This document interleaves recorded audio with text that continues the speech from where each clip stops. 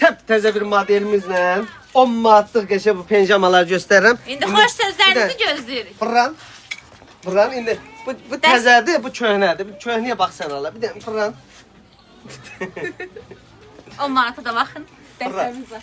Penjamalar 10 manatdır. Fidan xanımın ayağındakı 10 manatdır. Bu xanımın ayağındakı isə 15 manatdır. Nətərdir? Yapıyormuşam. Yazın orada özüm baxacağım. Ama pijamalarımız 9 manatlar Hə, göstərir. indi bir göstərək xanımlar. 9 manatlıqlar da var. Bunlar şalvarı ilə qoftası. 9 manatlıq deyil, bizdə 9 manatadır. Bax, qəşəng belə pufildik şeylərimiz də var ha mağazada. Bunlar neçədir Fidan? Onlar 14 manat. Onlar kapşonkalı da özdə. Ha bu toy üçündür yaxşı. Hə. Çünki bir süsləyicidirəm. Güney xanım deyir ki, bundan şəhərdə xanımların ayağında çox görmüşəm. Deyir, qızlar şəhərə giyinirlər, nə ora bura. Bu şəhər üçün deyil. Bu hara üçündür?